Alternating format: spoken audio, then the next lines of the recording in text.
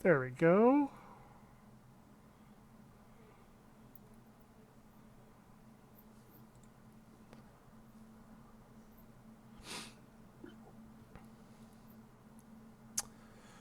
Two, three.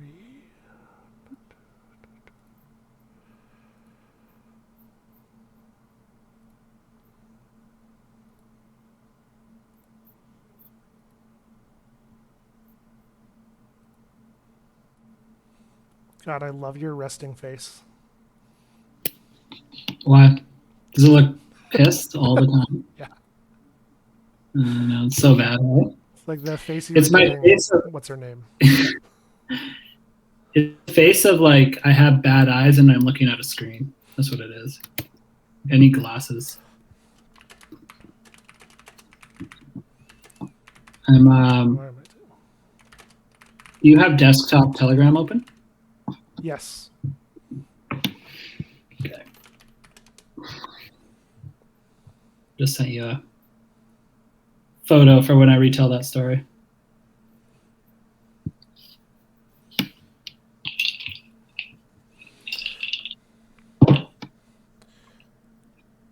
You know, streaming, for how popular it is, it's really fucking tedious to set up and run. Like, I have a lot of respect for the people that do this all the time. Yeah. Yeah. Tons of respect. Bye, Angel. Where's Angel going? How dare she? I don't know. She's uninterested. Wow. So yeah, it just wasn't working because I was using a different platform other than OBS to stream, and now I'm using OBS, the original software. So recording is no problem while streaming at the same time. Nice. And we're recording now. So, what do we got? How many viewers do we got? 8. I don't know who just came, so it's all good. Well, thanks for coming, everybody. Thanks for coming to the Trauma Show. Welcome to all the people on YouTube who are going to see this after the fact. So before we cut off, Dougie was just telling us about, your background and where your parents came from, or grandparents, or Great parents. I'll go over that briefly again. So on my mom's side, both come from Western Ukraine or Eastern Poland. They came over to Canada during the Austrian-Hungary famines before World War II, so around 1900. They both came over at separate times, and I think they met in Manitoba, got married, had kids, which would be my grandparents, and then,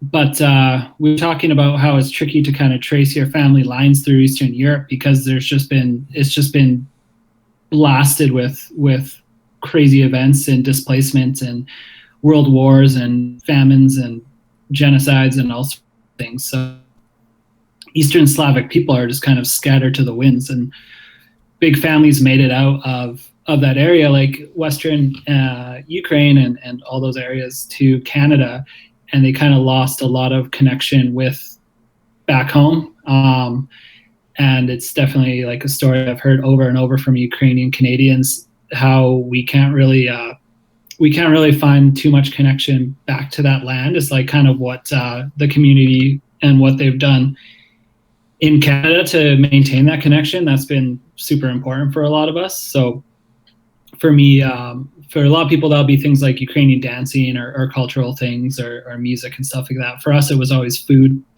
A lot of Ukrainian or Polish food growing up. We celebrated Ukrainian Christmas, for example, in the second week of January every year, which I am going to get back on the go. I think in Victoria, it'd be pretty fun just to start doing it. I haven't really done it as an adult myself, and I grew up kind of helping my mom cook that stuff, so that'd be kind of cool to do. You could come. I'll invite you, Camilo. I would come. Next year, second week of January. But Yeah, I sent you a photo Yeah, I'm just trying of to get it up here. of um, of the side of the family that came over to Canada, and what they fled was basically Austria and Hungary. When they had their empire there before World War One, they really didn't care about these rural communities, and the rural communities were all ethnic Eastern Slavic people or Poles, and it seems like on a scale of kind of priority for them, even the Western Slavic people were kind of like prioritized above the Eastern Slavic people. So the Ukrainians and people like that in the far east of the Austrian-Hungary Empire, where it was overpopulated, it was very neglected, it was not supported at all by the kingdom. So they had about 50,000 deaths by famine every year for something like 1850 or around 1860, all the way up to the First World War, which amounts to 2 or 3 million people dead from the state's neglect of them.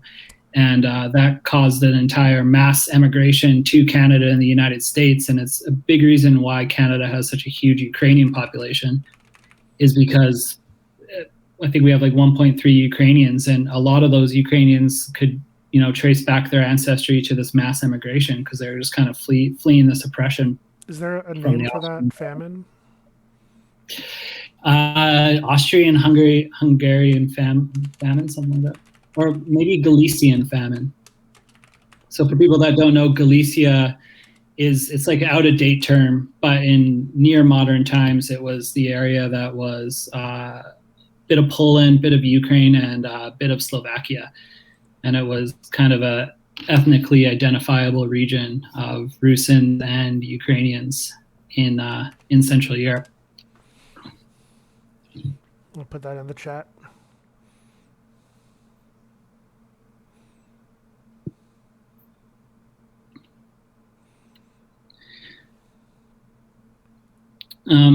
Yeah, so that they were over here in about 1900s, and thank God they came over here when they did. As bad as it was over there, it just got worse. I mean, World War One was a whole other thing. When the Austrian-Hungarian Empire kind of collapsed after they lost the war. I don't know much about it, but there was a war with the Poles when the Ukrainian, I forget the name of this too, but Ukrainian something national thing. Essentially, they like became their own country, and they kind of like fought this little war with the Poles. And then in the early 30s, because at the same time, after World War One or during World War One, the Bolshevik Revolution happened. So the Russia went into the Soviet era, and so in the 1932, 1933, my grandparents weren't there, but my partner's grandparents were there, and this is the time they fled.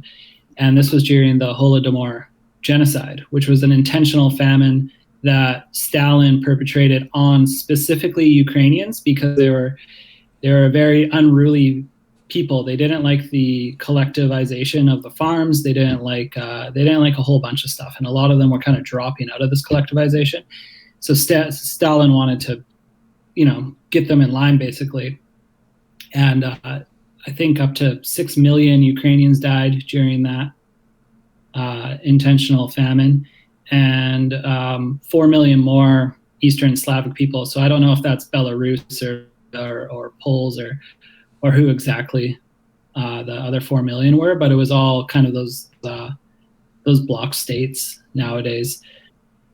So it was a lot of people, and what my partner's grandparents did is they fled overland. They fled overland through Russia, like through Siberia, and then came in from the north into China and lived there for some years, and then got to Australia and then got to Canada. So this is also a super common story with Ukrainian Canadians, is if half of them didn't flee during the Austrian famine, the other half seems to have fled during the Holodomor Holocaust. And what they did to like get over here is just incredible. It's like it's fucking wild. I couldn't even imagine having to deal with any of that. I mean, life here is comparatively so good, right? Yeah. Um, Do you want to talk about this photo? Tell us what, like, who we see. oh, you got it up. Yeah, that's my. That would be so on the far left, sitting down. That man would be my great grandfather. Yeah, Mm. and he was. They were.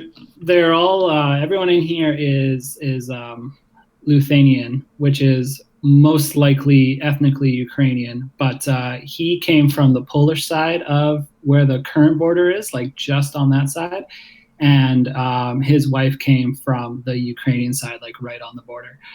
Um, and then I Is that his don't know wife? everybody. Hey, Is that his wife on the right? yeah, on the right, that's his wife, and then two kids down from him. Not the boy standing up, but the little girl sitting down. That is my grandma. So that's my mom's mom. Um, Elizabeth, I think they named her. She died when my mom was super young. My mom was 16, I think. She died of colon cancer. So I actually never knew my grandma on my mom's side. Hmm. But this photo is, I wonder how much information I have on this photo. It was taken in Canada. Let's see, 1936 on their farm. Wow. In Manitoba? and Manitoba, yeah. My great grandfather on the left, he died in 1944.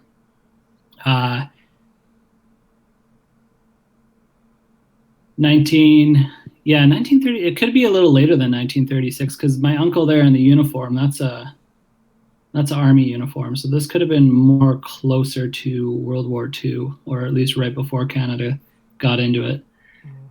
Um, but yeah, they're farmers. They're farmers in Galicia in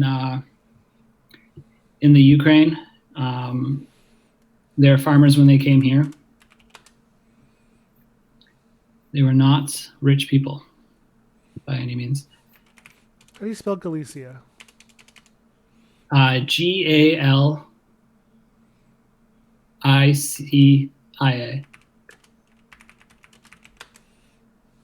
Like the one in Spain, but it's not the one in Spain. You got to look up like Galicia, there you go. Slavic or something. So that's roughly the region. That's roughly the region, right? Yeah. And it extended into Slovakia is right where your mouse is. So I think it did extend a little bit down into there. So they're right in the middle of that. Yeah, that border just goes right through it. Yeah. Borders are interesting. They're fake. Itself. Borders are fake. They're very fake. They're very fake. They're definitely not drawn along ethnic borders. Yeah. And especially in Europe, I think that perpetuates a lot of bad stuff. Historically, it definitely has. Mormonizer says borders aren't real. I wonder who a Mormonizer is. I don't know. I think it's Josh. Mormonizer. Yeah.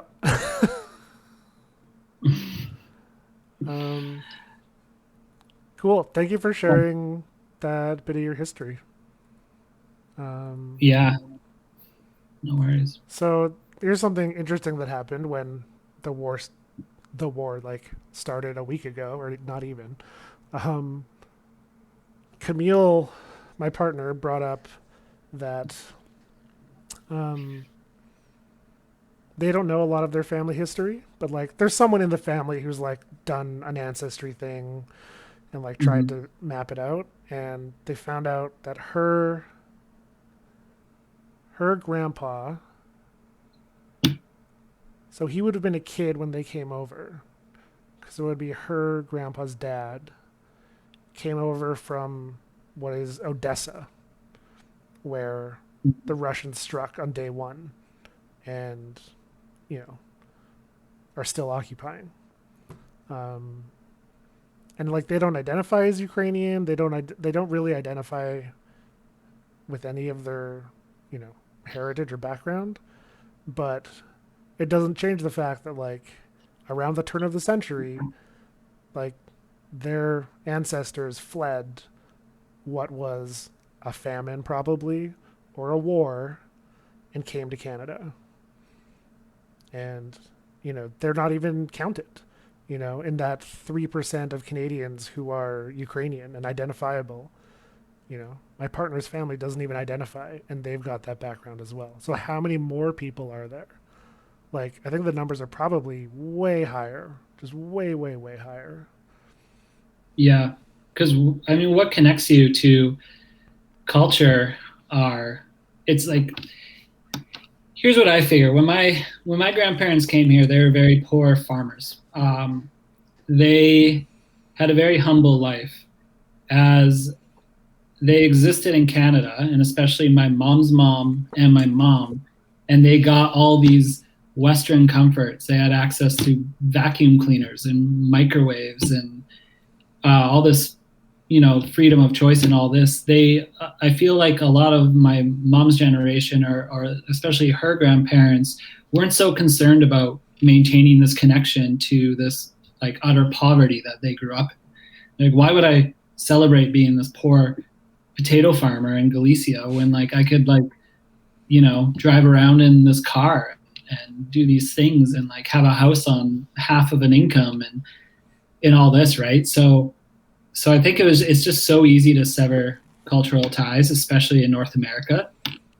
And the only reason, like I mentioned earlier, that we maintain these ties is because of other Ukrainian Canadians in the community and gathering around food during Ukrainian Christmas. And food's a constant thread throughout cultural connection. I think like a lot of people could relate to that too. But if in the absence of that, I could definitely understand how you kind of lose this connection to your culture. So in East Van, there's actually a church, a Ukrainian church, that does like dinners, meals for the community. I don't know if they're every weekend, but like they're very often, and it's been a staple in East Van for as long as I've been around. Yeah, shout out to the Victoria Cultural Center too. We have a Ukrainian Cultural Center in Victoria on Douglas Street, and they do. I think it might be. Is it the first Friday or last Friday? It's in my post, but they do Ukrainian dinners, and anyone can go. It's super cheap. A bunch of like babushkas will make you like cabbage rolls and pierogies and pyrishki, holubchi, and all these things. And it's really good. I haven't been in years. I really got to go again. But yeah, they're probably slammed right now because they're getting so much support. They also do like pierogi drops. Like I don't know if there's like pierogi ladies in Van, but they're going to be just slammed right now, which is great. Yeah. I think I got to start making pierogies and selling them to put myself through college here. You could. Now's the time. Right now. Yeah. Maximum sympathy. Seize upon it. Don't let a good crisis go to waste. Well, I mean, it's such a great food, right? Yeah. But yeah, speaking on how we're connected to that culture, I think it's very relevant right now to mention that Ukraine, especially, has always had a difficult time holding on to their culture because of various states or various groups of people that don't really want them to exist. Yeah. And I'm talking about someone that rhymes with gluten. And if Putin. Right, so there's always been this kind of traditional struggle in that area, and I think that whole area could probably relate to that a little bit, where it's Eastern Slavic, and they aren't seen as the same as Western Europeans. And there's a lot of conflation being like, these people are, it's all Europe, it's all this. But if you talk to somebody, especially some years ago, if you talk to somebody in Western Europe, what they thought of Slavic people, it would mostly just be slurs. Mm-hmm. I mean, Germany during the Nazi occupation actively tried to exterminate them. After Jewish people, they're the second most targeted group for extermination by the Germans' final solution there. And Really? Yeah. I think you could probably look up the numbers. They're just behind the Jewish people with that kind of with that treatment. Like they were seen as subhuman.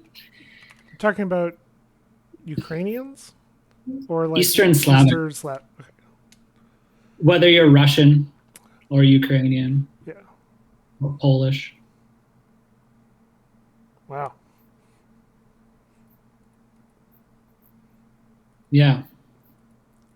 So, hot take time.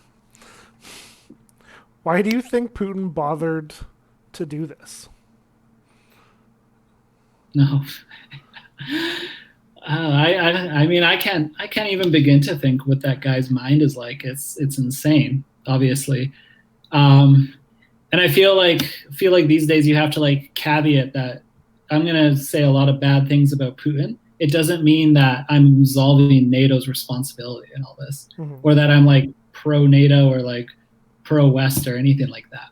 In an ideal world, and I was talking to my uncle just the other day about this, and the feeling that I can't speak for all, but I think a lot of Ukrainians would probably agree that what they'd like to see is, Putin being crushed into the soil of Ukraine. He would make a nice sunflower. But then after all this is over, I think they want to see NATO back off too, right? I think in general, Ukrainians want a connection with the EU, but they don't necessarily want to be overwhelmingly part of NATO, save for perhaps the security that might offer from obviously an aggressive Russia, which is being demonstrated. I mean, you can't really argue that right now. If this is a proxy battle between NATO and Putin, the Ukrainian people that are under bombardment right now are certainly innocent in it. They certainly have not provoked Putin to invade in my opinion, in a way that's like super defendable. Like, I get it. There's like the existential threat of being surrounded by NATO for Russia.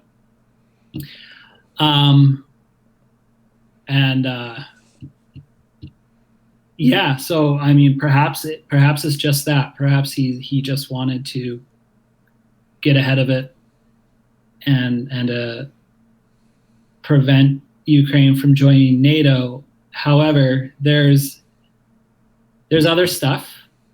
He's said before that he doesn't recognize the Ukraine's right to exist. He doesn't believe it's a legitimate state or a legitimate entity. He believes they're all the same people. They're all Russian. And when you have a nuclear power that is like straight up just doesn't believe in your right to exist, that's pretty scary. And that's not new either, because that's literally what's happening in Palestine right now, right? A nuclear power that doesn't believe they have the right to exist.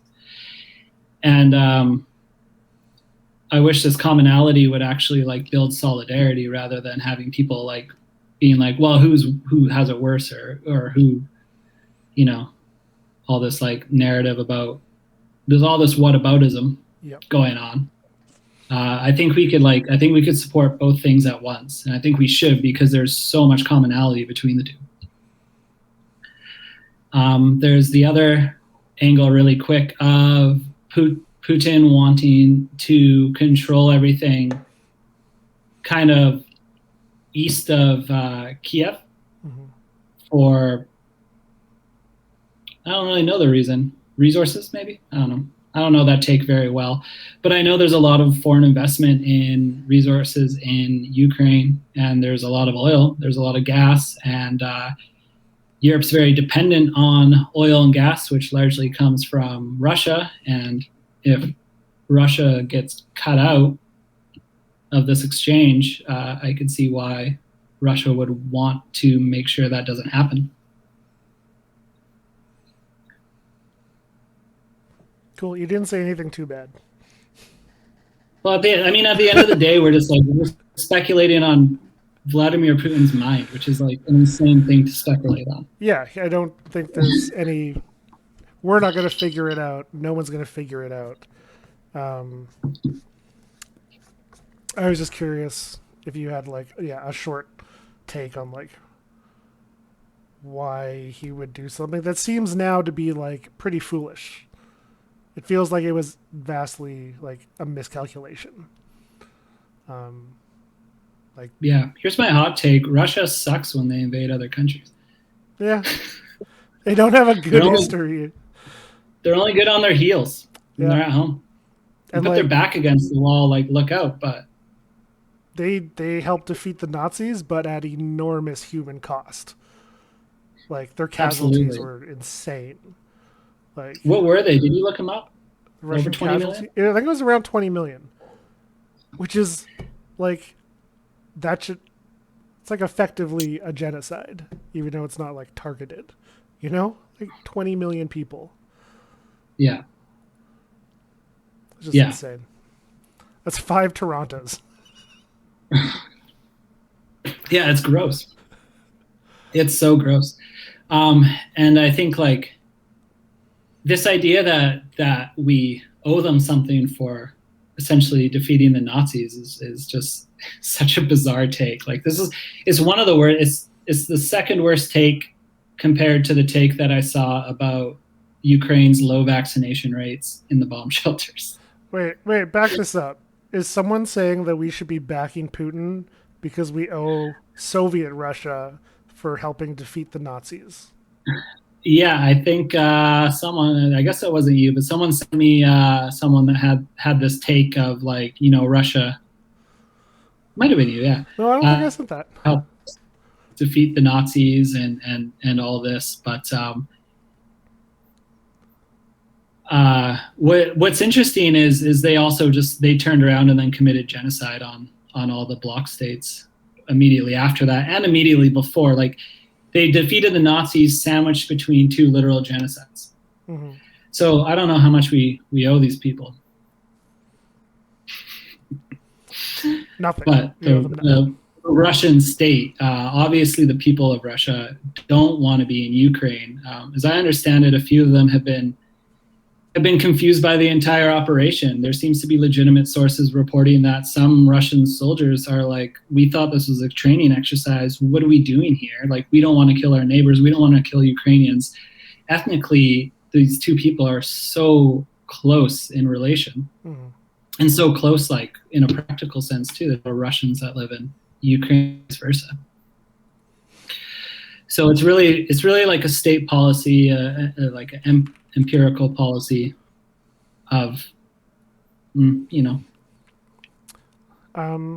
So on the topic of Putin and the invasion and the pretenses, I want to ask you about denazification, and then I want to go into some of the pictures and comments that we've seen. Yeah, denazification. So, Douglas Fur, are you a Nazi? No, my family's not a Nazi. Traditionally, Eastern Slavic people haven't had a great track record with Nazis, to be honest. Hasn't been the favorite group. First we should set the stage a little bit for why he says denazification. But I would like to point out quick that this idea that the Ukraine is uniquely racist or uniquely right-wing is hilarious. Mm-hmm. It's so dumb. Especially when we are these takes are coming out of a country where I don't know how many votes Justin Trudeau got last election, but he got all those votes after he did several blackface renditions. So we want to talk about tolerance of racism and Nazism. Like it's just hilarious to think that they're uniquely there is way too many racists and way too many Nazis in Ukraine, just like there's way too many in our country, just like there's way too many in any country. But to insinuate that the people in general are racist or Nazis or the government's racist or Nazis is just like completely asinine. It just seems like the stupidest take. So, but there is the Azov Battalion, which is There's the Azov Battalion. demonstrably like national socialists. But people tend to throw out Nazi as like this. Nazi's a superlative. There's no like gradient of Nazi. If you like match the tone of Nazi, then people assume that you're basically the SS. And I'm not trying to downplay, the Azov Battalion and their political leanings, but there has to be a little bit of nuance when it comes to talking about them, because like someone pointed out in the comments, they were absorbed, not absorbed, but like they're now under command of the Ukrainian army. Yeah. So like, and they're not secretive about their political views either. Yeah. And like, given all the talk about war, genocide, famine, like, I think it's understandable that you were going to have a large number of nationalists in your country. Doesn't mean it's like okay, but like it's not a surprise given the recent past that there are people with those viewpoints. Yeah. I don't think it's the story. Like I don't think this is the narrative. This isn't like the big headline that there's nationalists operating inside of a European country is not news. It shouldn't be news to anybody. The idea that the country is uniquely racist or that the government is somehow aligned with this ideology is dumb. That is insulting. Like that is too much. To point out that there is a problem with racism and Nazism in the Ukraine is a very valid thing to point out, and it definitely should be addressed. To point it out like in this vacuum of not recognizing that the country that's invading the Ukraine right now has a literal Chechen fascist battalion in the country right now, backed by Russian arms, and all this is disingenuous. Like, so let's talk about them both if we're going to talk about any of them, and maybe they'll just mutually destroy each other. That'd be great. But to think that the government, especially like a Jewish president, is somehow a Nazi is pretty funny. It's pretty ridiculous. And we should go back to the 2014 Maidan protests and the massacre that kicked off the revolution that ousted what was their previous president's name there? Not Poroshenko. Before Poroshenko. Yeah, Poroshenko. There's this a bit of a conspiracy backed up by some revisionist scholars that think that there was snipers that killed some of the students protesting were actually elements of the now Azov battalion. So there's like this false flag conspiracy, basically. Oh, and this is where the connection with the government and the Nazi stuff comes. Because he enlisted prisoners, like convicts, murderers, to basically form his goon squad that was killing protesters. And so they think that those people who weren't convicted afterwards formed the Azov battalion. Is that the theory? It's probably a theory. You tell me if you read that, then that's probably a theory. No, I'm just like putting that together. I've watched, dude, that documentary on Netflix on Ukraine is like gut wrenching. Absolutely gut wrenching. Like I've watched it a few times just for like inspiration, seeing what they went through. But yeah, that's the only information I really have is where they talk about the but essentially thugs that they armed with riot gear and live weapons, and were just told to do whatever they wanted. Yeah, squash it. But and people like I feel like people need to remember too that these protests were in defense of liberal ideas, in defense of Western democracy, like Mm-hmm. whether you agree with it or not. These were students that were going out and protesting the decision to align Ukraine more with Russia than with the EU.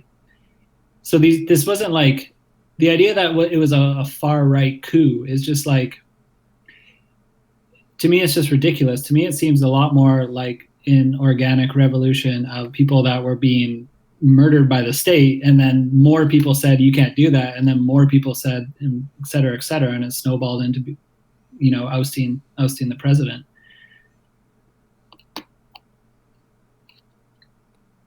Fucking QAnon. It seems like, to me it seems like a take that is like, it's like Sandy Hook adjacent, like Alex Jones stuff. Like, oh, the snipers were far right nationalists that like knew that they were gonna overthrow the government and get what, I'm not sure, because the next next couple of leaders there, Shenko and Zelensky, were incredibly moderate. Like, I don't know what the right wing or the neo-Nazi plan was there, because they ended up just getting a couple of moderates. One wanted a generally neutral Ukraine, and then the other wanted a Ukraine that was a little bit more EU incorporated, right? So this segues nicely into another question, or tell you what I think, and let me know your thoughts. I don't think people out here in the West should be making any sorts of judgments at all, let alone the crazy ones like the fucking QAnon right wing conspiracy that, it was a revolution, or that this is just a psyop after Omicron's gone away. Like, I haven't heard that one. yeah. In general, I feel like people out here really just need to slow it down, like take it down a few notches, because like we have no way of knowing what is actually happening there. Like, we cannot know. We will not learn from Twitter or Instagram, you know, unless we're there talking to people physically. Absolutely. I've seen there's been bad Western takes for sure. Perhaps it's this like idea that if you're an activist in the West and you're, for all these social issues, like people expect you to have a take, so you want to have a take. But I mean, you had to Google Ukraine first, something, to kind of have one. I know I'm calling out Slow Factory right now for the worst fucking takes. I don't know who Slow Factory is. It's getting a lot of shares with a lot of people. All right, And tell me. I gotta bring not it only up. are they, yeah, Where are not they? only are they saying like the Ukraine and stuff like that, but they actually got so much blowback that they had to pull a couple posts off Instagram. And then in lieu of those posts, they posted whole things about like how like they're just doing their best and how everybody's being mean. And she's like, well, no, I think people just were holding you accountable for these bad Kremlin propaganda posts that you're making. Yeah, it's kind of like a deflection and like a half apology for the post they pulled down. And people in the comments are like, you know what? No, they didn't pull it down. They just they decided that Instagram wasn't the best platform for nuanced conversations about this, so they moved it to Twitter. And it's like, what? Like, how Twitter will solve it. Twitter will solve nothing. I have a great story about Twitter. Past 2 years, I've been on the front lines a lot. I've been to a lot of protests and direct actions, and not once have I ever met someone who was on Twitter. Never. Not once. And like, none of the content I posted on Twitter ever resulted in like people like engaging and then like coming out and being a part of whatever the action was.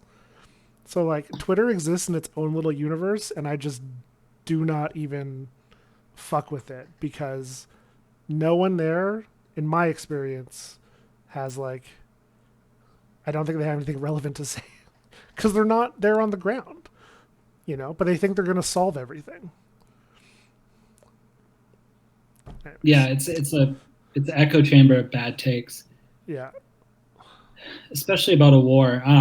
And that being said, like, I think there are interesting takes and conversations about the role NATO should or shouldn't play in those Eastern countries, and the role Russia should or shouldn't play. And there is like what you're showing right now. We're talking about these incidents of racism at borders or at the train stations. These are important issues, and I think they're all connected and they're all our issues for sure. But for some of us that are Canadian, Ukrainian, or Ukrainian, what we're doing right now and what we have every right to do is we're only sharing Ukrainian sources, right? We're not, right now, if you are a Canadian, Ukrainian, and you're concerned about what's going on and you're sharing resources, you don't have the responsibility to solve every intersectional problem in the world right now. Right? You're connecting with your community in Ukraine, you're connecting with your community at home, you're connecting with news sources and trying to figure out what's going on. But at the same time, I respect people without any roots in Ukraine or in Russia. I respect their right to have these takes on the problems with NATO or the problems with racism in Palestine or the double standards. Like, I get it. But you can't expect the millions of Ukrainian Canadians, which there are, to kind of be like, oh, you're right. We won't care as much about, our country being obliterated by an imperial invader because there's other problems in the world. Like you're going to have to be like, you're going to have to understand that people are going to fight for their survival by, just as passionately as they would fight for their survival if this was their ancestral home or current country being invaded, right? Mm-hmm. I'm glad you brought up Ukrainian sources. At the end of this, or wherever I posted, I was going to put a list of like, I think you and I have ended up following a lot of the same photojournalists who are on the ground, and that's been the most helpful source for information, because there's no spin, typically, or very little spin. They are on the Ukrainian side as far as I haven't seen any press on the Russian side. I think they're generally hostile to media, and like they're controlling the message in Russia, like not even allowing posts. Timmy Tim Shell. Yes, I can tag a bunch of them on Instagram for an easy follow. I'll make a list. And some are already out there too. But I'll do what I can and make that available. Because I think people out here, like you said, the leftist activist in the West, it's like, oh, there's a crisis. I have to speak up and give my take and compare it to Palestine and compare it to Black Lives. Like those are the two that people just, and like I get it too. About me. Like they're all bad. They're all bad, and we can be upset about all of it. Like it's true, yeah. But that's like if that's their lane and that's like what they passionately are in terms of activism. Like I get that's why they're saying that, but the expectation for us who have Ukrainian roots to somehow not report from a Ukrainian perspective or not share from a Ukrainian perspective is pretty unreasonable, I think. It's just like, and if you're mad you're seeing all these posts, consider the millions of Ukrainians in North America. Like you might not be seeing Ashley from Wales's post. Like that could be a Ukrainian. Like people are saying like, how dare these people like lecture this person on imperialism and like all this and all these other like things about how dare people are posting about this, or lecturing this black person on imperialism, or lecturing this person. We have to consider that some of those people that are messaging these people and being like, hey, this is a shitty take, or writing in the comments like, hey, this is incorrect, consider that they might be Ukrainian. They might have family in a bomb shelter right now. They might come from the Ukraine originally. Yeah. And also ask a Ukrainian. Like, there's tons, I mentioned in a post today that there's tons of sources, and instead of being like, oh, hey, wow, I saw this that's been filtered through like four other people and a few like woke lefty activists in Montreal and this and that, and I'm just going to share it, and it's just these reactionary takes. Like, why not just drop a Ukrainian person a line and be like, hey, what do you think about this take? Or like, what's going on here? Or have you heard anything? You might get real firsthand accounts right out of the country. Yep. That's what I'm doing here. That's why I got you on. Yeah. Well, I mean, you're like, I'm not connected as many people, and that's why we're going to share that list, though, because I mean, the photojournalism coming out of Ukraine right now is insane. It's some of the best photojournalism I've ever seen. Like with Alexei and Anna and a whole bunch. We'll share them all after this. But I can't remember their names. But there's incredible ones. There's people from the U.S. There's locals. There's people from the Middle East. There's people. There's a guy I follow that's doing an amazing job there. He's from Portland. Whoa. I'll find him. What is his name?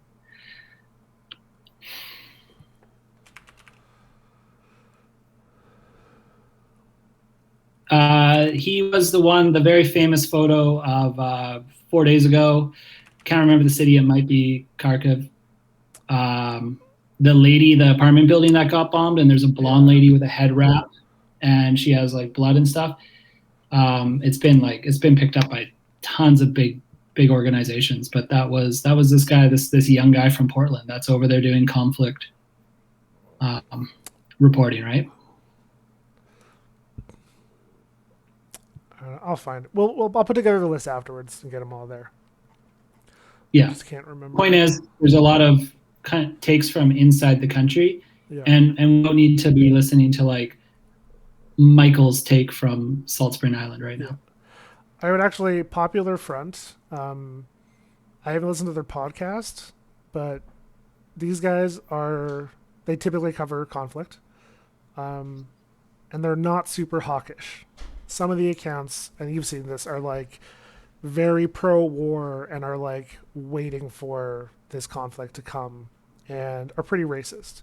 And those same followers are, in the fan base of Popular Front. But all in all, I find their reporting to be ethical as well. Like this one of the anarchists, faces blurred, and like the anarchist battalion is like comfortable enough to welcome their reporter in. You know what I mean? Yeah. So it speaks volumes to me that these guys are doing, good work in a good way. So I will hype these guys up specifically. Yeah, agree with that big time. I know one of my favorite people to follow, I mean, since we're on the subject, let's talk about some good people to follow. One of my favorite people to follow who is, and the funny thing is they're all shadow banned, hey? Like you have to type their name in exactly, otherwise you don't. Yeah, I know, like, which is so Bryce shitty. Wilsono or whatever his name is. I follow him and I can't find him. Like, yeah, right. And like I just saw his photos today. I'm like, where are you? Sorry, who were you mentioning? Well, I'm having a hard time following them, finding them. Cossack Gundy. God, that guy's interesting. Half Ukrainian, half British. Hawkish, but in defense of that, he is on the front lines. He is in his country of Ukraine. Yeah. And he is under fire from Russian forces. So like I do see these hawkish takes where they're talking about like grinding the bones of Russian boys into the soil of Ukraine and all this. I get that's a bit aggressive, but contextually just remember that these people are, you know, like they said goodbye to their families as their families went to Poland, and they're literally being shot at by rockets by Russians. Like we can't be too soft. My friend said the other day that we were talking about the city guard giving out Kalashnikovs to all the citizens, and he said a true leftist would never be against this. Like a true socialist would, like, you know, like if you're a true socialist and you see something like that, like this kind of community action to kind of like seize your neighborhood and like take your community back is a good thing. Yeah. And just think about it. If there's an oppressive government 5 years down the road in Ukraine, you're going to have a city full of people with Kalashnikovs. So yeah, don't fuck around with Kiev right now. No, I do love Cossacks posts. Yeah. Like this one, why did he bring a dildo? Like, why did the Russian troop?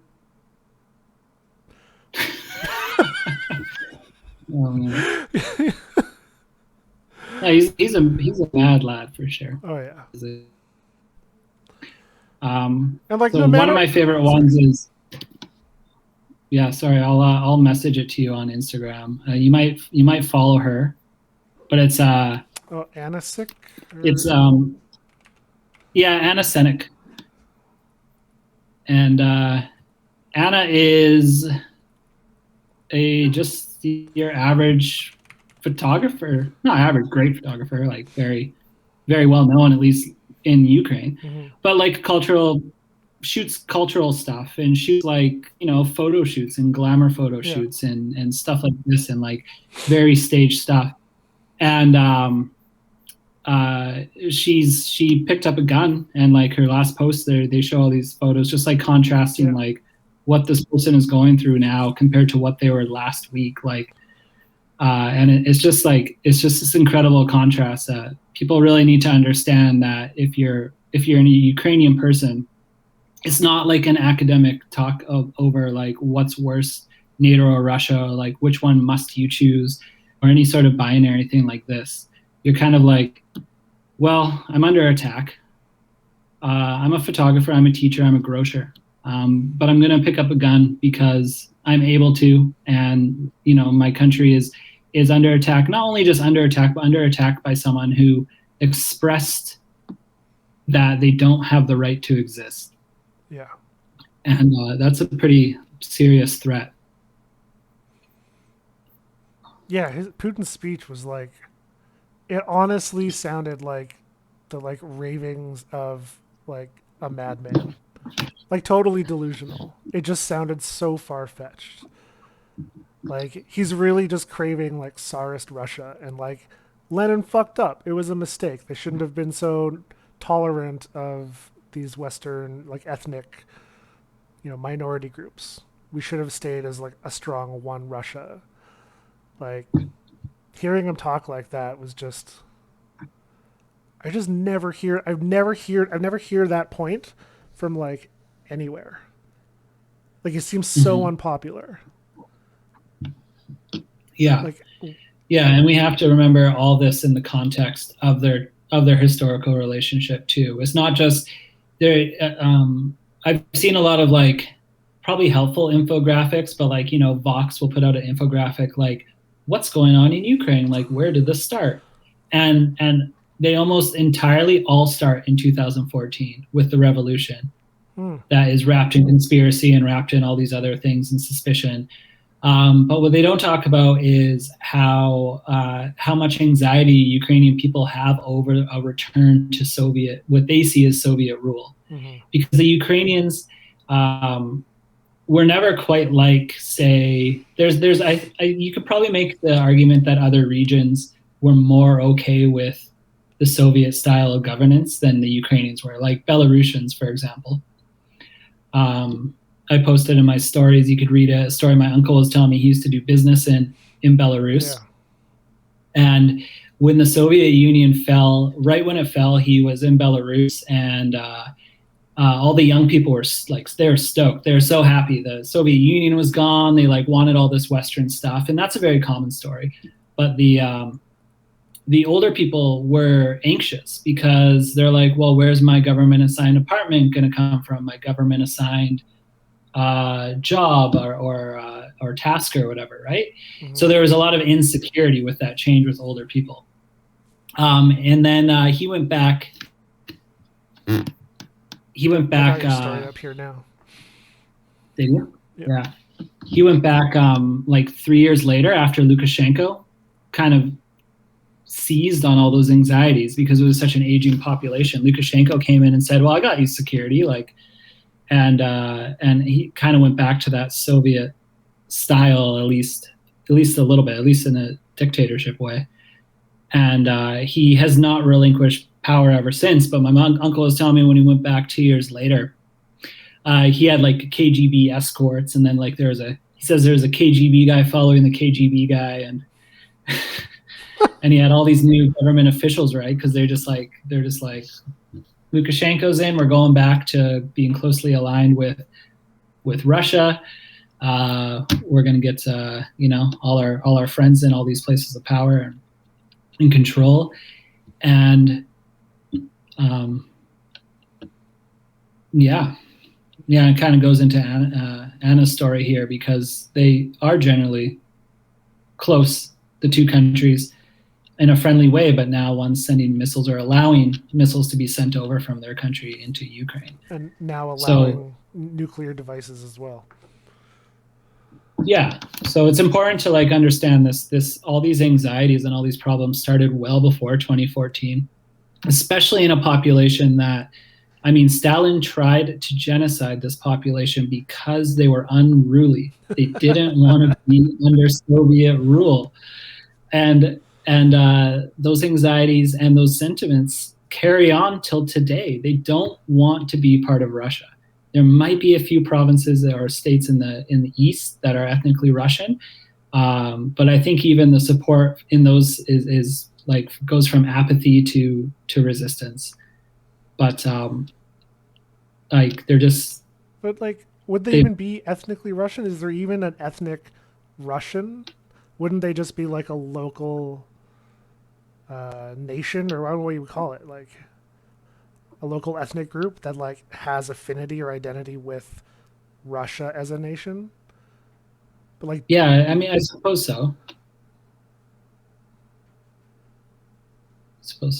I mean, they're all like, I guess it's all ethnically Eastern Slavic for the most part, right? I don't know much. I don't want to speak out of my ass because I don't really know much about the Russian side of things, because I know like the Chechen kind of human migration and how they kind of all came from wherever everyone came from long time ago. I think the Chechens were like I remember reading that they're like a bit unique. They didn't have the same ancestry as Slavic people, for example. And I don't know if that kind of goes into Russia as a little bit as well. So if they're super identifiable or separate. But I know in general, Ukrainians are considered their own ethnic identity, and they've always been very, very stubborn. Yeah, history shows that. Yeah, and people make this mistake of thinking that they want to be part of Russia or they want to be part of the West. I think both are assumptions that aren't true. I think they just want to be left alone and just self-determination, which is what any people want.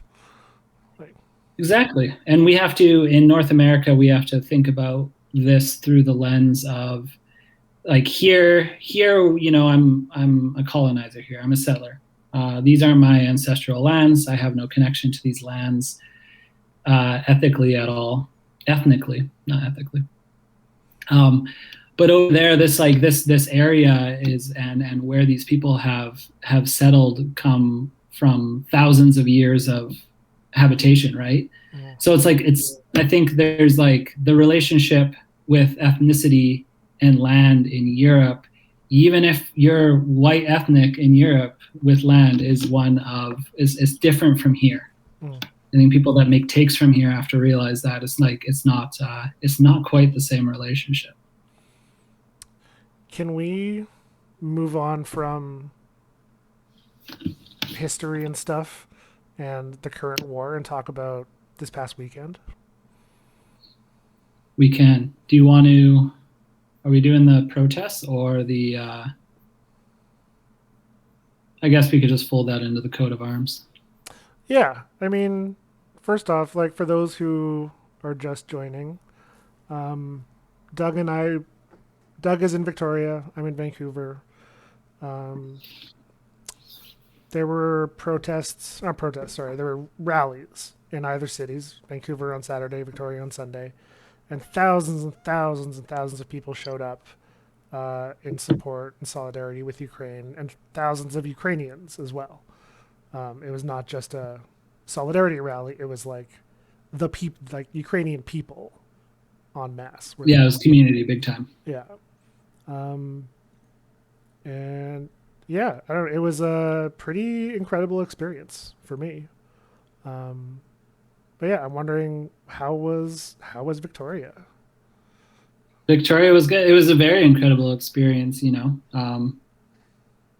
Like if anyone just joined and doesn't know, I am ethnically Acadian Ukrainian, and I'm not very connected to the local Ukrainian community, like in Victoria. Um, but there was a lot of commonality. Like there's a lot of very emotional speeches and about Ukraine and about other things that I got a little teary at some points for sure. Yeah, it was very special for me. What was it How was like? Vancouver? Was it like all in one place, or was there a march? Excuse me. Yeah, it was all at the BC legislative buildings. Mm. Who were the speakers? Do you know?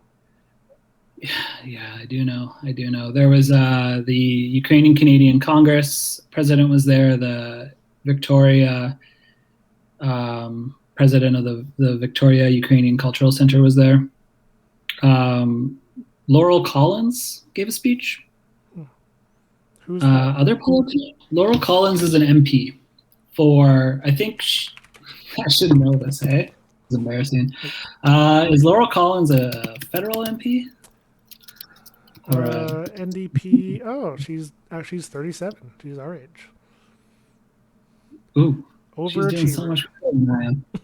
She's so much more successful than me. Yeah. I have status anxiety now.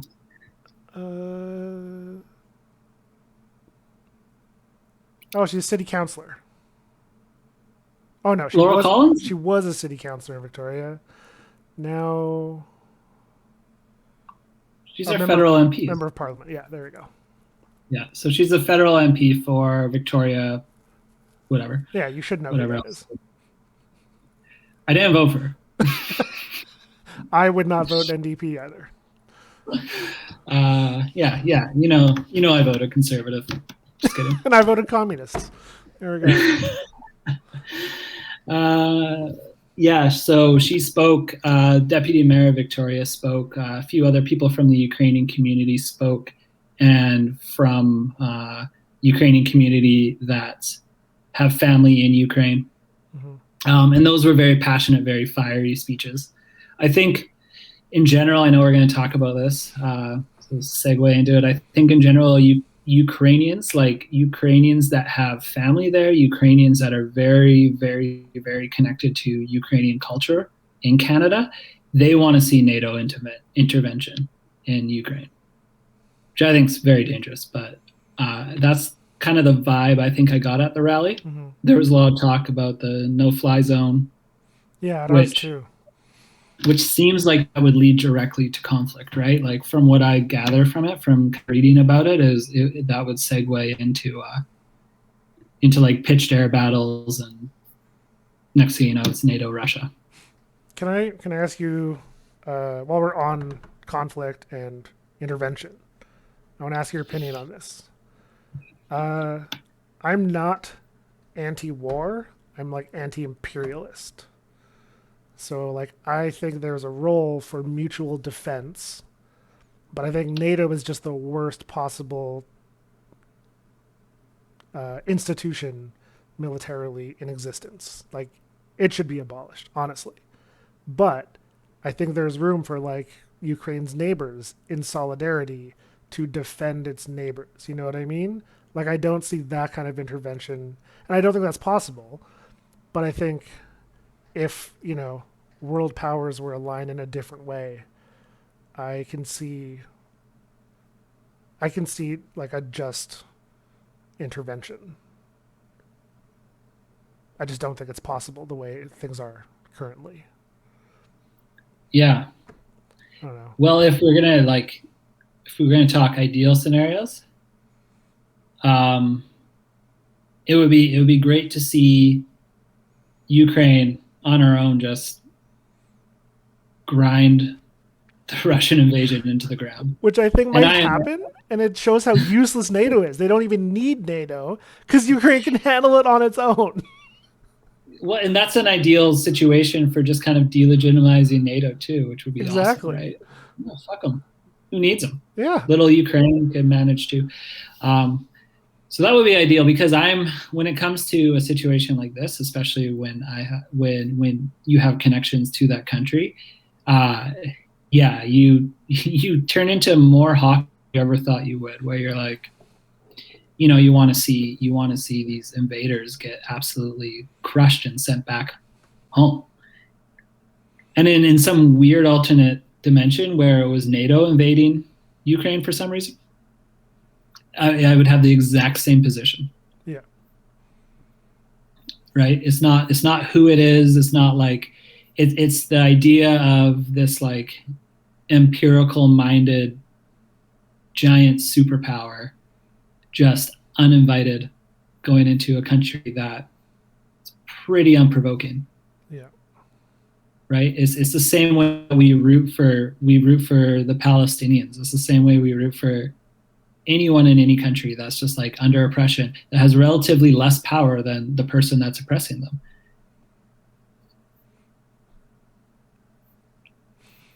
Yeah. It makes you more hawkish than you've ever been or ever thought you could be. I feel like that's Yeah, and this it's not just people with Ukrainian ancestry, like in general online. The amount of people I've seen who are like very pro, like they're like almost pro war, like just unashamed pro war, which seems like a mistake.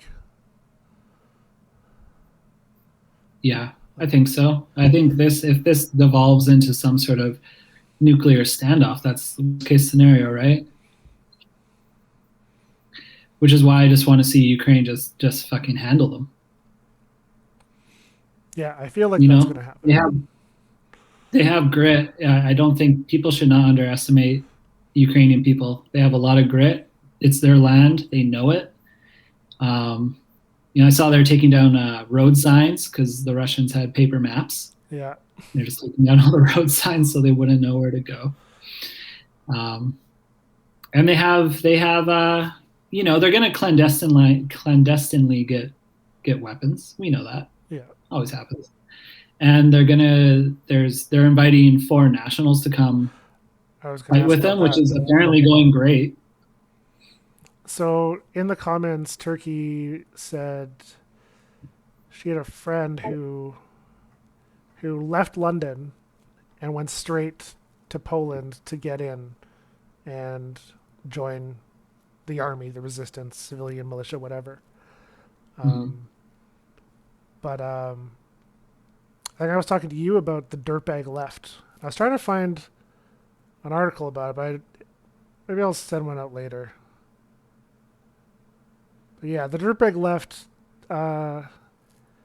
is like leftists in the West, typically from America, who volunteered to serve and fight in the YPK. They're I forget their name. The Kurds that whose territory is like in Turkey, Syria, and Iraq, and all three of them hate them, and they're just fighting to create their own state of self-governance. Um, but yeah, I would anticipate a lot of volunteers coming from the West to help Ukraine, like in droves. Yeah. Yeah, I agree. I mean, everyone likes a good bad guy. Well, I mean, that's that meme which I see like all the time in fucking Freedom Convoy shit, where it's like when when they ask you what would you have done in history if you were there when fascism was rising, you know, this is your chance because they think Trudeau is a fucking fascist, um, and this is their chance to stand up to tyranny. Um, Hmm. but the sentiment, I get the sentiment, but this is kind of that. It's like you have a war with a clear bad guy, not an ambiguous idea. It's like very imperialistic, modern army, marching into a foreign country. Yeah. Yeah, the idea that there's any other option for Ukrainians is pretty asinine. I mean, you can't simply not fight them. It's very like in some ways, and in a lot of ways, it's very, especially if you're in Ukraine, it gets really a lot of gray areas if you're like an activist out west and you have these like takes or whatever. But when you're in Ukraine and you're a Ukrainian person, this is as black and white as it can get. Mm-hmm. There's no option. It's just like there again. There's the parallels with somewhere like Palestine, where there's just this nuclear power occupying your territory and being like, yeah, you can't really exist. Like, oh no, like you're not a real people. Um, it's black and white. It's black and white there too. Yeah, the parallels when you talk about Ukrainians having a history of being unruly, my first thought was Palestine, who has been Mm-hmm. resisting occupation for 120 years. You know, they have never given in. That's Yeah, why, exactly. yeah, I don't feel like Russia has a hope of winning it. You know, Right. Yeah, there'd be an insurgency forever. forever, exactly. It would be a forever resistance. And there always was, even when they were part of the Soviet Union. There was obviously quite a bit of complacency. I mean, it was the Soviet Union. Mm. It wasn't necessarily easy to. I feel like I don't know enough about the Soviet era when like the kind of like 1945 to like 1990 era in Ukraine as well as I could. But yeah, I'm willing to bet there was some underground things going on for sure. Can you see the Twitch stream on your computer? Yeah. Okay, so this is the video. The UPA flag.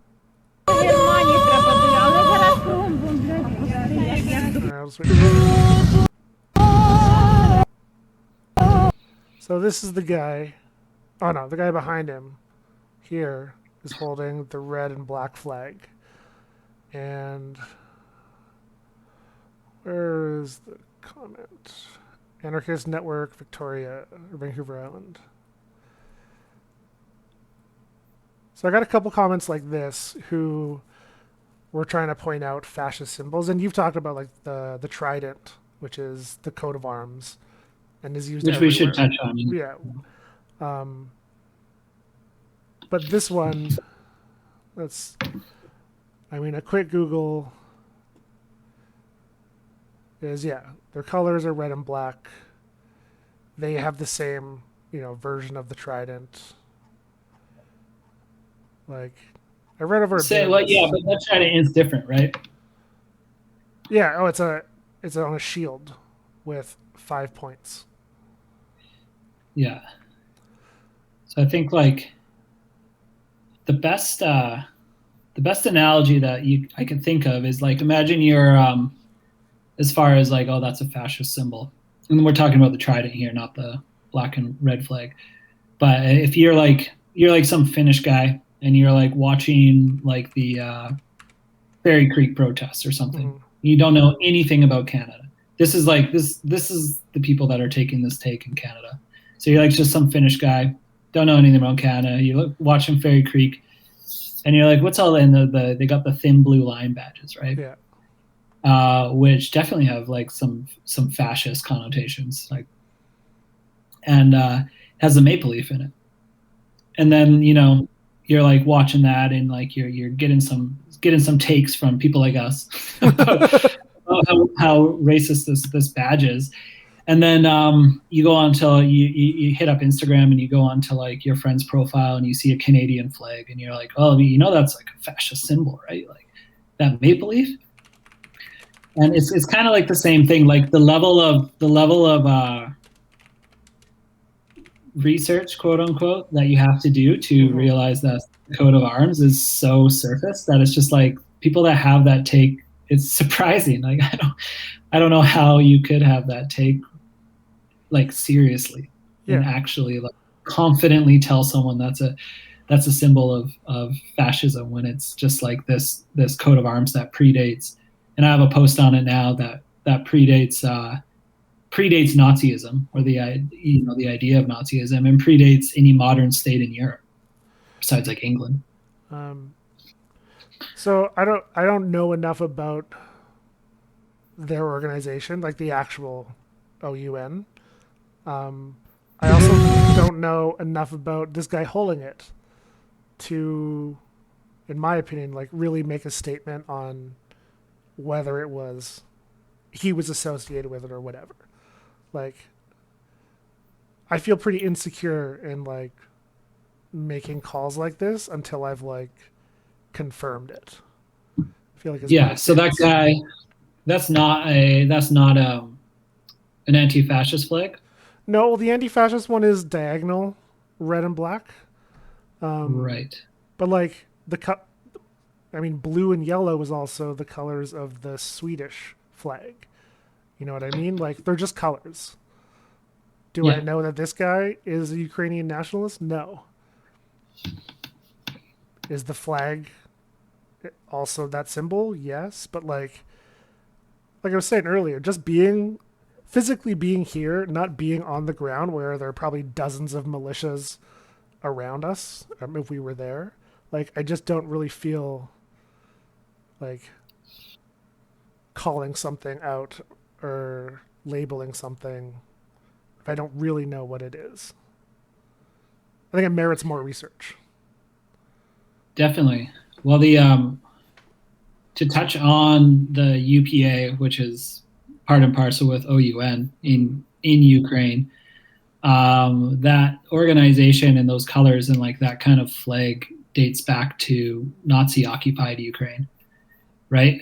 And yeah, you have that open if someone wants to go read that. It's an interesting read, but the idea of like collaboration and resistance with the Nazis is pretty interesting too in Europe, right? So like when you're being occupied by Nazi Germany, there's obviously this like chunk of the population under occupation where the Nazis go, "Hey, you want to help us like find some Jewish people and exterminate them?" And there's like, and we have to understand fascism was so rampant and so popular in 1940 Europe. It says their opponent was Nazi Germany.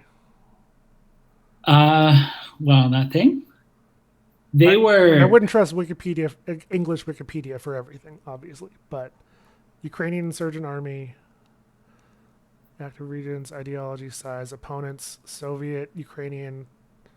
Ukrainian Soviet Socialist Republic. Huh.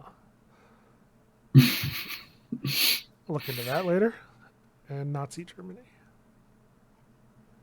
um yeah, I wonder at what time, because I know that at one point they were collaborating with Nazi Germany, right? But again, that could also be if that's UIA, OUN, which has the same flag. Where is it? Which has the same flag. They might have been opposed to it or opposed to That's the possible Nazis, too. which just shows like how fucking gray all of this is, and that going around basically, I don't know what the word is, but it's like sounding an alarm every time I see a symbol that has been used by a fascist, nationalist, neo-Nazi. I just like want to dial it back personally because I don't think that really helps. You know, none of the Ukrainians around this guy were dealing with this guy like he was a fascist. You know what I mean? It's like, what place is it of mine to jump in and speak for these Ukrainians that are marching with him? You know? Hmm. I didn't see any of the UPA flags in the Victoria crowd at all. Actually, I didn't see any red and white colors in the crowd at all. I don't think it's like a common symbol, Mm-hmm. or as common as some people would like to make you think it is. I think the symbol, if it has these connotations, should be called out. And I think like these far right groups and racist elements in Ukraine that are happening now need to be called out because who loves them is Putin's just loving it, Yeah. and he's certainly helping disseminate it. Like we can't think that like Russia is very competent when it comes to propaganda, right? Yeah. We know that, like, guy's all about it. So I don't know what's coming from inside Russia, what's coming from outside Russia. I'm very cautious with any of that. Like, yeah, we're not going to figure it out from here. We're Mm-hmm. not going to know definitively. Courtney Turkey was just saying there was a couple of those flags in Toronto. Yeah, didn't Kristen Freeland, what's her name? Krista Kristen Freeland. Freeland. Didn't she have like a photo with one of them? And like, yes, her grandpa was a literal Nazi, but like having a flag in the background doesn't make her more of a Nazi. Like, let's talk more about how she won't even admit that her grandpa, which was her mentor, because he owned a pro-Nazi newspaper, and then she became a journalist after being inspired by her grandfather. But she won't even admit that he was a Nazi. Like, Yeah, it's fucking preposterous. it's very preposterous. It's very like, since we're on the subject, it's our relationship, the West's relationship with fascism is like, it's very interesting how we prop these groups up in all sorts of countries, Yeah. and how we paint them as freedom fighters or liberators to make it easier for everyone else to digest when really they're just psychos. So can you see my stream there? I've got the Flush Putin poster, Yeah. which is Putin's face on top of Mr. Hanky from South Park. Mm-hmm. And you can see it's the.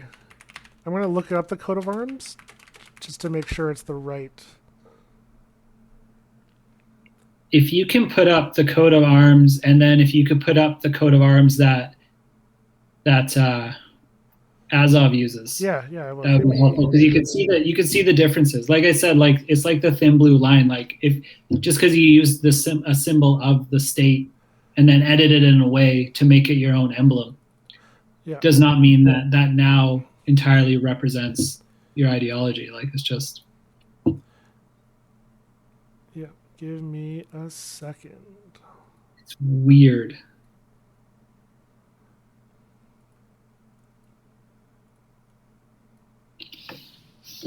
That's the regular old.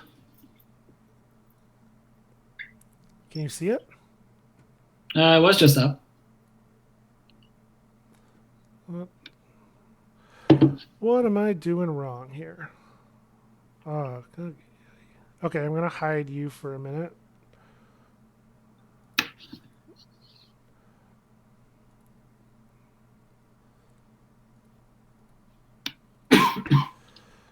Okay. So there's that one. And what was the other guy? What was the? It was IUN, UIN. UIN or Azov. Let's do Azov. Yeah. No, Azov is like Yeah. straight up an SS. No, they have the coat of arms rendition for them as well. I mean, It is straight up an SS. Like no one's denying that Azov is a far right group. We're just simply pointing out that it's not the same as the coat of arms of Ukraine. okay. Yeah, so there's the Azov one, which is an SS.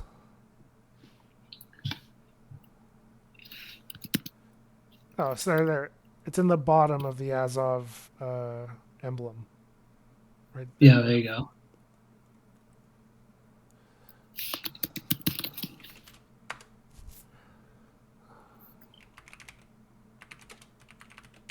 Insurgent.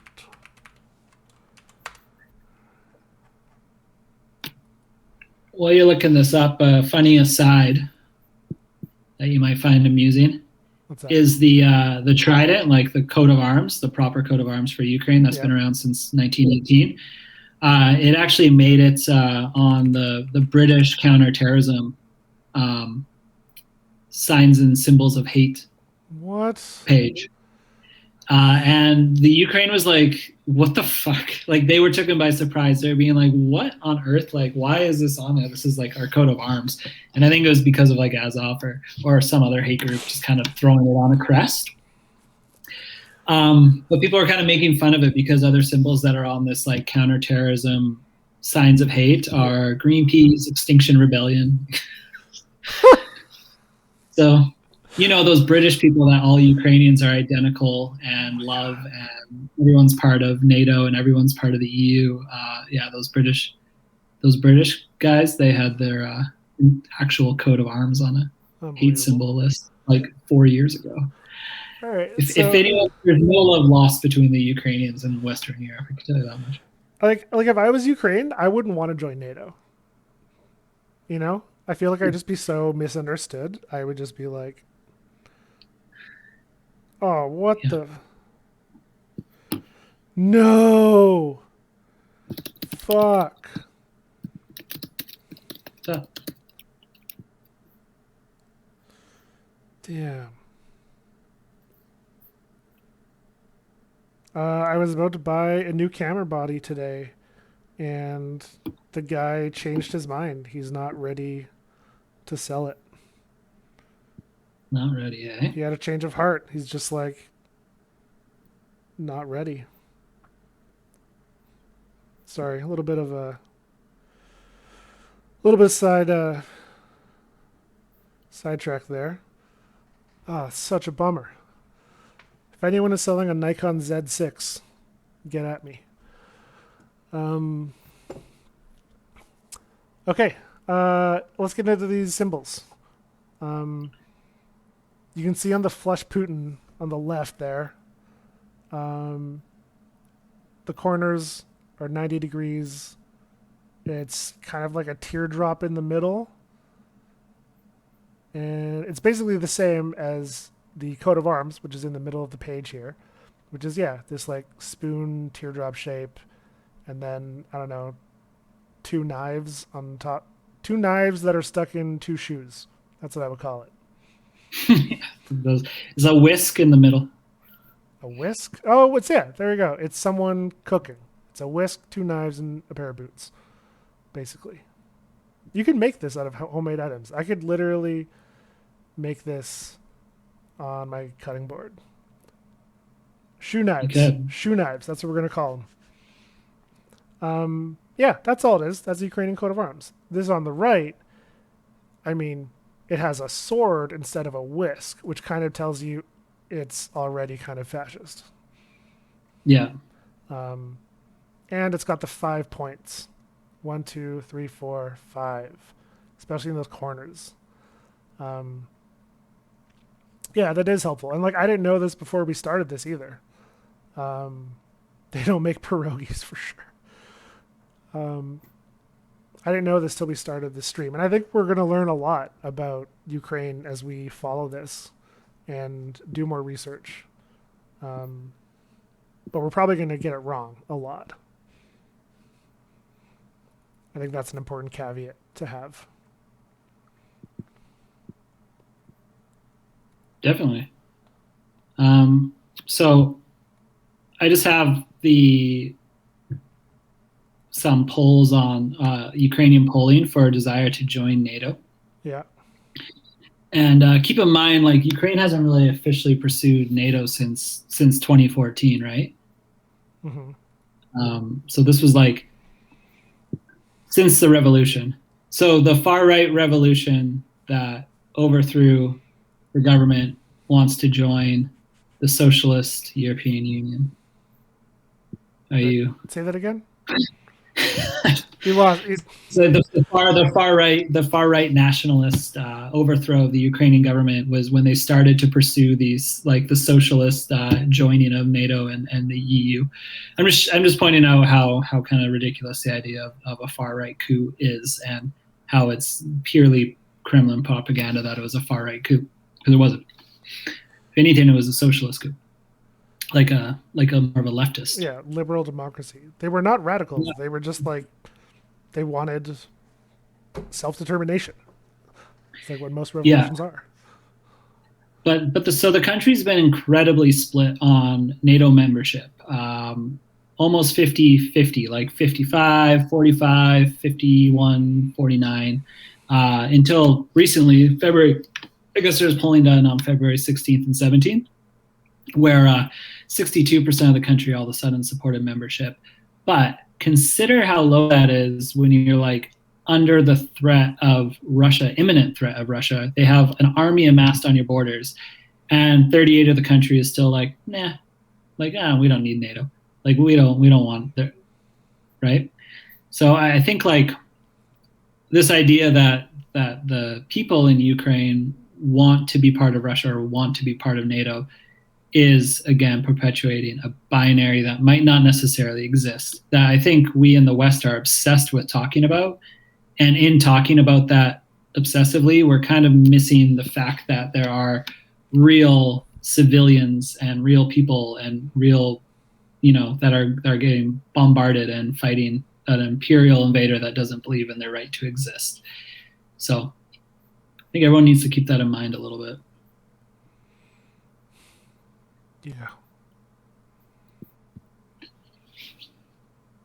If NATO wasn't so fucking American,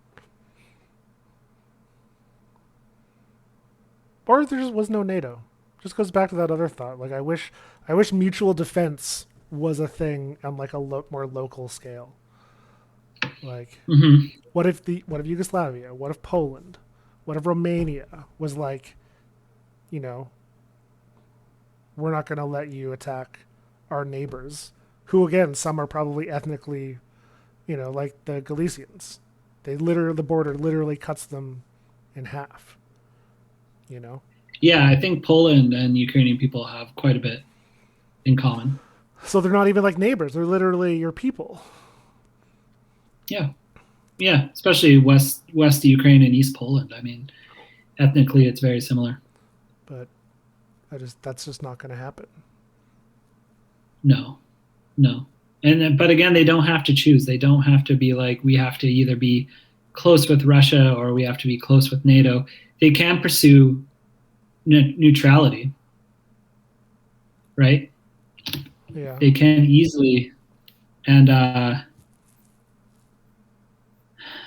last president there, Poroshenko, Poroshenko. I don't want to say it's wrong, right? Poroshenko was the last Ukrainian one before Zelensky. Poroshenko, right? Maybe they're No, both Poroshenko. So I'm just trying to get the pronunciation right. So Poroshenko was pursuing somewhat of a policy of neutrality, although he was like throwing out feelers for NATO and EU and all that. And the person that's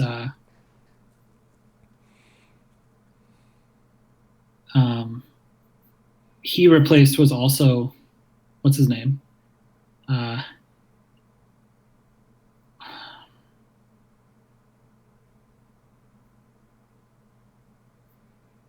What is his name?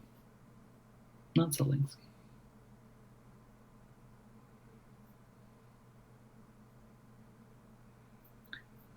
Sorry, anyway, doesn't really matter. But there is a root of neutrality that I feel like the Ukrainian people seem to be pretty down with. I mean, if you have less than 50% of the country even wanting to join NATO, or around 50% of the country wanting to join NATO, while you actually have like active insurgency in your eastern reaches, like in 2015 or whatever, when it was about 50-50, and you have Crimea, like Crimea is annexed, and you have these insurgencies in like in the east, and you're still split on it as a people.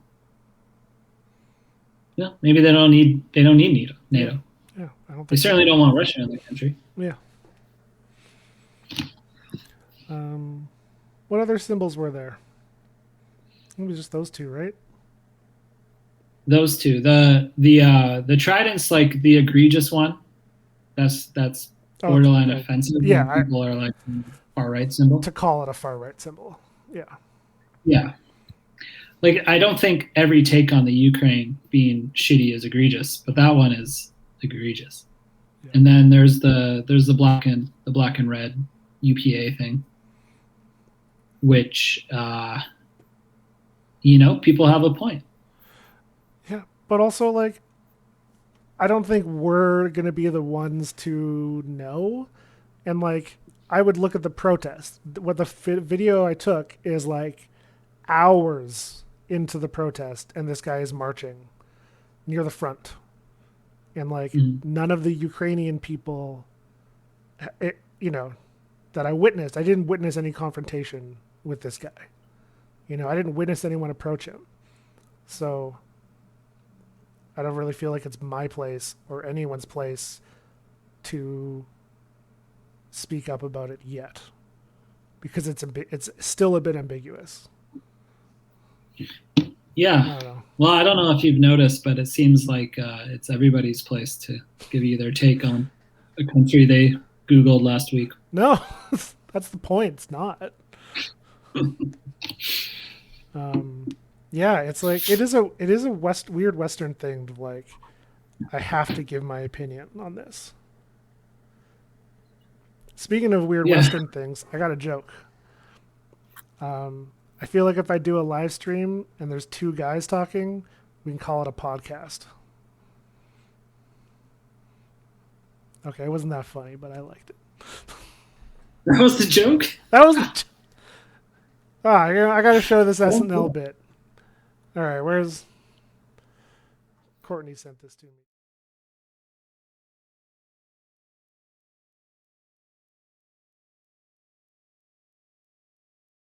So it's a little bit self-deprecating to say, yeah, we got two white presenting guys talking on a live stream. This is basically a podcast.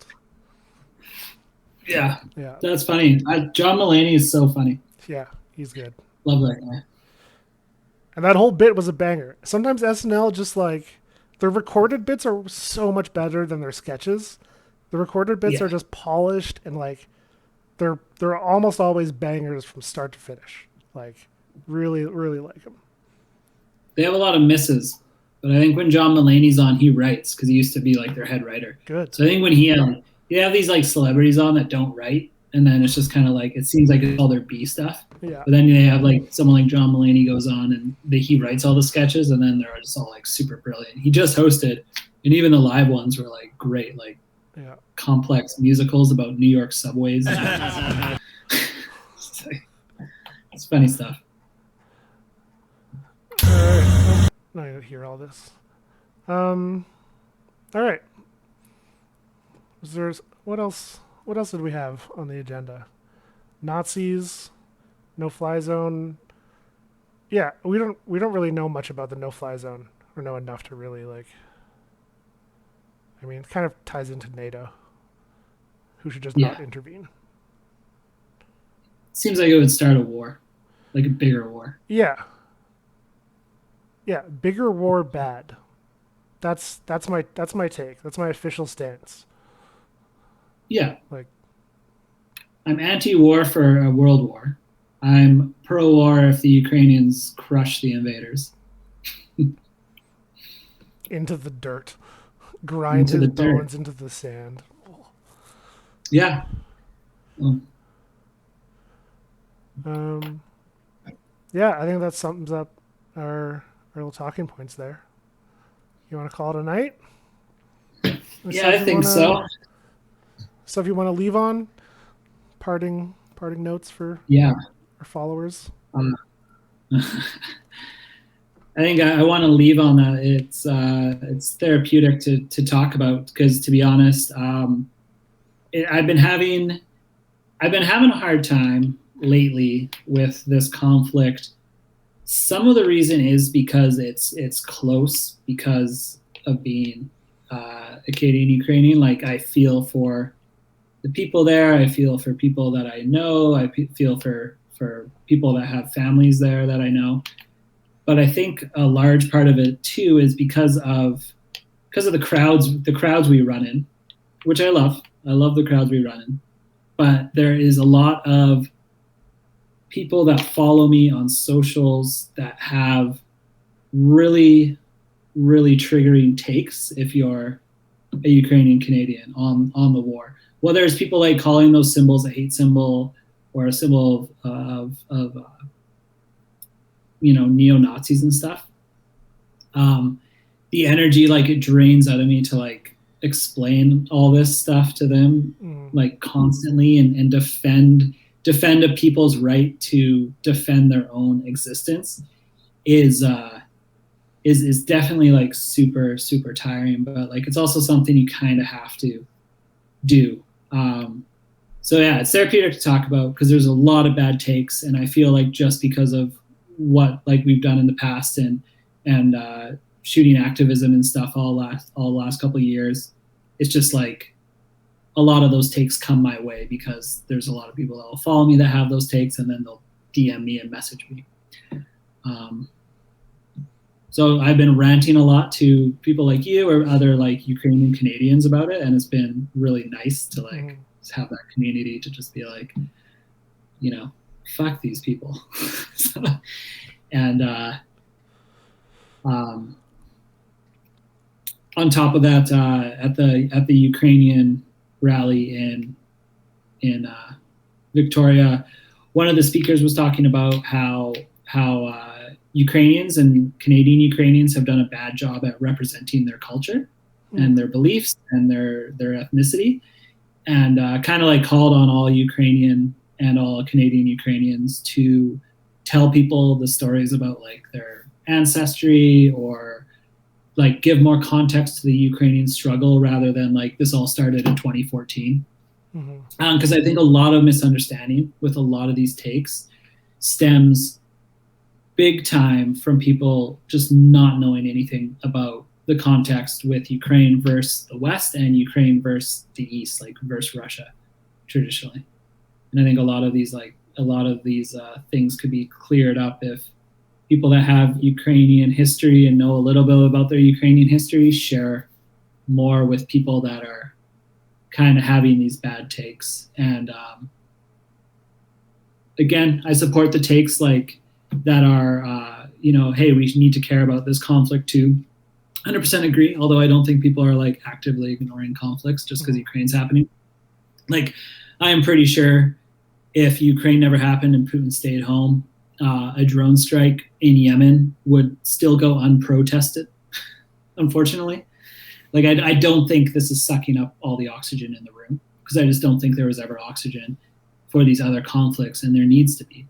So I support those takes 100%. But yeah, the shitty takes are, Ukraine's a country of neo Nazis, or people only care because it's blonde hair, blue eyed.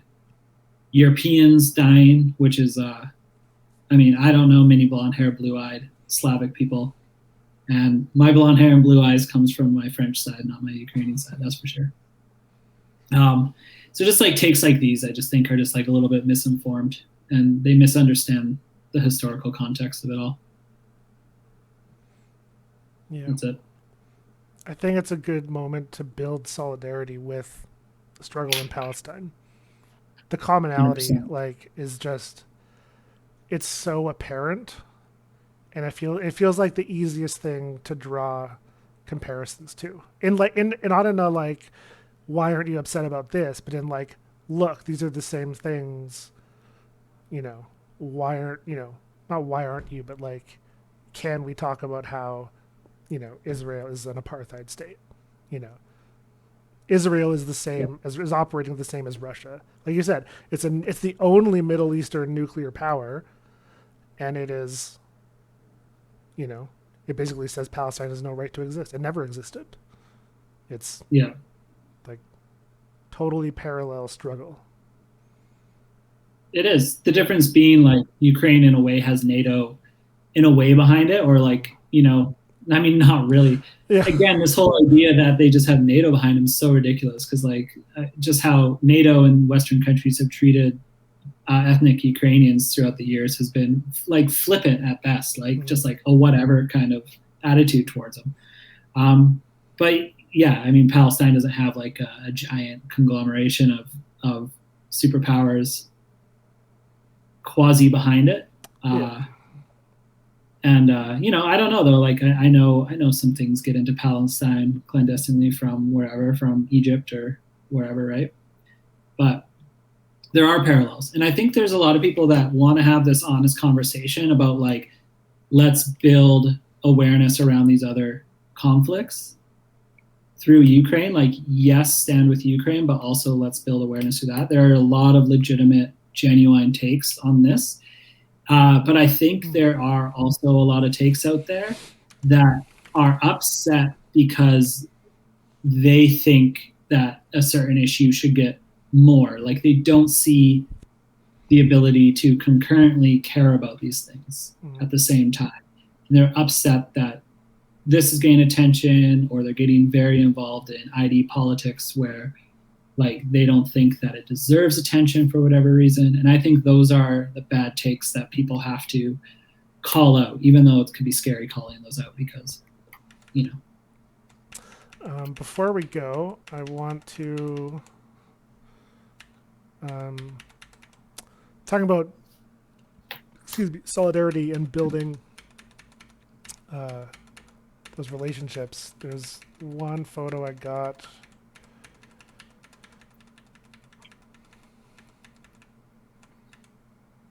I'm gonna find it.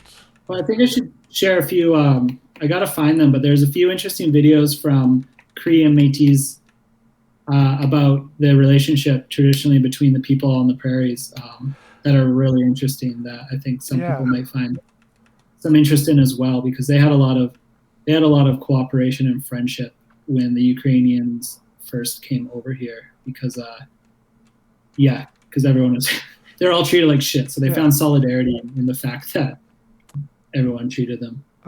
Someone from Haida Gwaii was telling me about a similar bond with Chinese immigrants, like 100 years ago.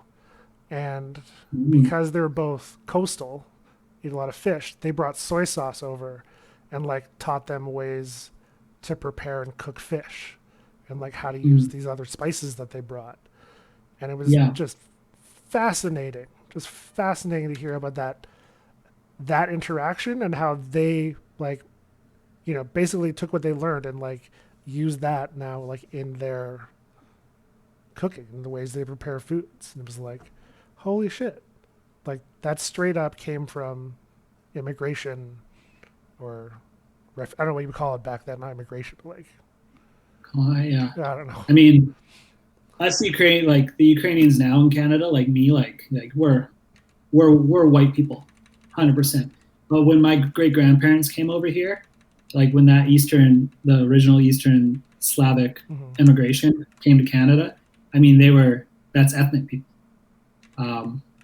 just like the Chinese and the Haida, the Ukrainian and the Cree. Again, like it wasn't a white identifiable group back then. In Canada at that time, I think you only got that designation if you're French or British, probably, I'd imagine. But they definitely weren't seen as they were definitely seen as second-class citizens when they first came to Canada, and it definitely created bonds. I should mention that, and I forget her name, but I should mention that Victoria Rally for Ukraine was opened by a Anishinaabe Ukrainian drummer Amazing. who sung, and it was really, really, really great. And I've met several Ukrainian mixed heritage, Ukrainian and Métis or Cree, since all this started, have kind of messaged me about this relationship. I didn't hear them speak, but there was a woman who, um, I don't think she's Ukrainian. She's black, and someone introduced her and said that she was just like a lover of the country and the culture, and she was wearing like a traditional dress and was with a group that were like at the gallery at the microphone, and she was singing along to the national anthem, and it just I don't know. It just reminded me of like all the shit going down at the border and not letting, I mean, just turning away, migrants, students, black refugees, um, and it's just bullshit. It's just such bullshit. Yeah, it Like, shouldn't happen.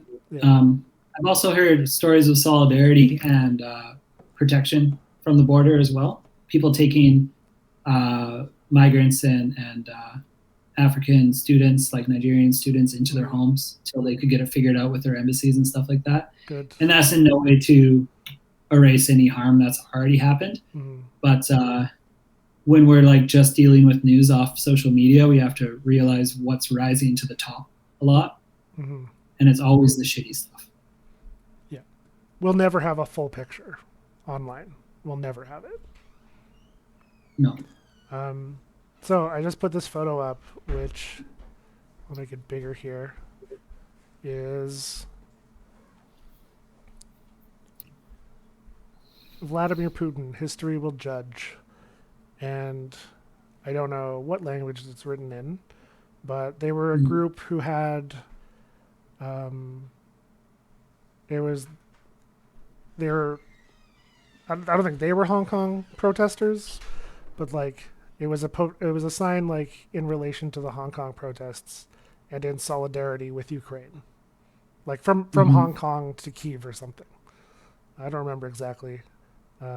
The shots I got of it, I think, were on film. That's why I can't find them in Lightroom. But there's one good thing to see as far as solidarity. Yeah, absolutely. There is a lot of common struggle with racialized or BIPOC, Black and Chinese and all these stories with Ukrainian and East Slavic immigrants. Actually, I didn't mention it earlier, but my great grandparents, they were precluded from this rule because they came a little bit earlier. But I think after 1903, any Ukrainians that arrived in Canada were interned during World War I. And there's an interesting podcast on it and a few books that people should check out, or simply Google internment of Ukrainian Canadians during World War I. And they actually built like parts of Banff National Park and stuff like this, which is really interesting and, classic shitty of the Canadian government. But Well, if you intern a bunch of people, you got to put them to work, right? and it's not really officially recognized. It might be officially recognized, but like there's been no official apology or anything like that, of course. I don't know if Ukrainians have pursued it. They're very stoic people, but it's just this story of, at that time, what would be a racialized people being East Slavic, British, or not being French, or the surprising story enemy of aliens. Canada's enemy aliens. So my grandparents were enemy aliens to the Canadian government.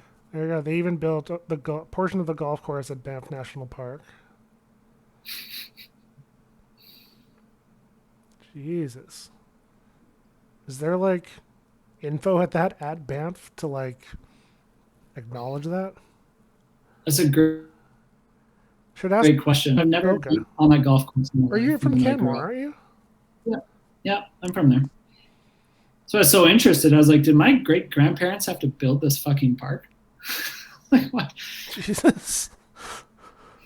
But no, they didn't. Not, as far as my uncle that does all the ancestry in the family, all that work. They did not have. They none of them got interned. Crazy. Again, like They're kind of in their own world, the shit I'm right? learning about Ukraine and everyone. Yeah, it's good. I hope people want to learn about it. It's sick that you're learning about it. Yeah. All right. I hope there's not too many people that are angry at the whole thing and closing themselves off to kind of looking into it a little more. I mean, I think people that are closed off are already closed off, and none of the injustice in the world is gonna open them up. It's true. You know, it's my thought. But It's very true. but I'm depressed, so don't don't. Yeah, fair enough. Fair enough. All right, we're We at could 2 all hours. reflect on. Yeah, everyone could do a little reflection on their freedoms. I think there's a group in Canada that should do a little reflecting on their freedoms right now with what's going on in Ukraine and what they're concerned about. I think Colin Smith, a lot of people that watch or listen probably follow Colin Smith, put up a nice little contrast photo. It might be in his stories Oh yeah. of the two rallies. One being the mandates rally, which concurrently happened out on the lawn of the legislative buildings with the rally for Ukraine. Yeah, if it's on his, There it is for yeah, people. there you are. Yeah, It says it all. I think, yeah, I think that's like a positive direction, We got to teach Colin how to use Photoshop or something. right? He didn't have to like crop these onto like and move them in this weird position. I don't know why they're not lined up. Okay, I think let's wrap up. That's 2 hours. That was long. That's almost a Joe Rogan podcast. Yeah, that was a podcast. 2/3 of a Joe Rogan podcast. All right, yeah, Would you do this again? yeah, sure. All right. See how people like it. Yeah. Oh, if this, yeah, this is gonna keep going, right? I mean, We'll it's see. the forever resistance. So Yeah. I think it's really Unless there's helpful peace. for people. And I want to give you a place to rant, you know? So, there'll be new brand new takes that Exactly. will be like people will be like, have you? Yeah, Ukraine's important, but have you thought about the price of oranges and Like, some bullshit? do you know it hasn't even been a week? Feels like it's been longer. Feels like it's been a month. It's been 5 days, 6 days. It was Wednesday or Tuesday night was when it started. Yeah. Tuesday night our time. So Yeah. It's been equally a lot and equally good. Like you, like I'm learning so much too. I'm digging more into my past and my family's history through this all. Right. yeah. And it's good. It's this process of like, in a way, you decolonize yourself if you're a Canadian and you ancestrally have roots is actually something that we're all encouraged to do. I think I've heard this a few times, and I've done it more in the past week than I probably have previous. So, And they're at partner's home, so we're gonna go get dinner. Perfect timing. perfect. All right, man. Take care. Yeah, you too. Thank See you you. later. Later, buddy. Woo woo woo woo.